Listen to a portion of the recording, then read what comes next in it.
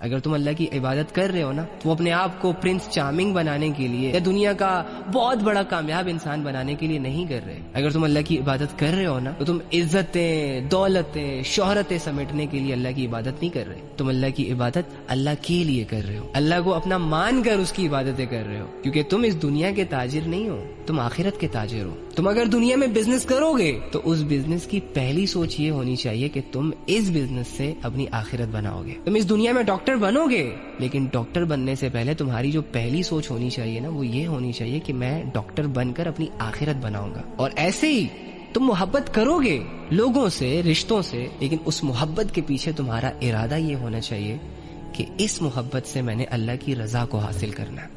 اور اللہ کی رضا girl friend boy friend والی محبت سے حاصل نہیں ہوتی. لیٹ نائٹ تک ایک دوسرے کو جگا کر رکھ کر ایک دوسرے سے فضول کی باتیں کر کے حاصل نہیں ہوتی. اللہ کی رضا ان سچے جھوٹے وعدوں سے حاصل نہیں ہوتی بھائی. یہ تیرا کرائیٹیریا ہے، یہ تیری سو کالڈ سوچ ہے. اللہ کی رضا اس محبت کو اپنانے سے حاصل ہوتی ہے، اسلام کے مطابق، شریعت کے اصولوں کے مطابق. اللہ کی رضا اس محبت کی رسپانسبلٹی اٹھانے سے حاصل ہوتی ہے، اس سے ایک نسل نکالنے سے حاصل ہوتی ہے، اور پھر اس نسل کی پرورش کرنے سے اللہ کی محبت حاصل ہوتی ہے.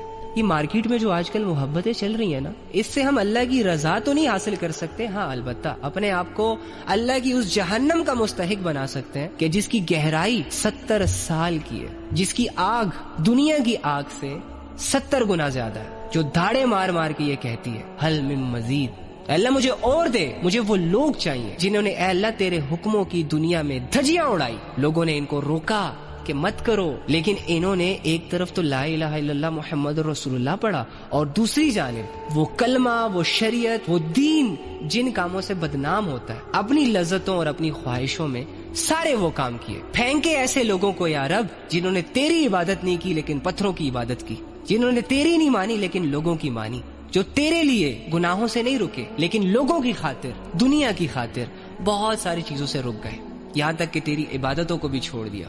حل من مزید، اللہ اور چاہیے وہ لوگ جنہیں یہ پتا تھا کہ مسلمان بے حیائی کے خلاف ہوتا ہے، مسلمان بے حیا نہیں ہوتا، لیکن یا رب انہوں نے ان چیزوں کی پرواہ نہیں کی اور بھاگتے رہے دنیا کے مزوں کے پیچھے، چند ٹکوں کے پیچھے.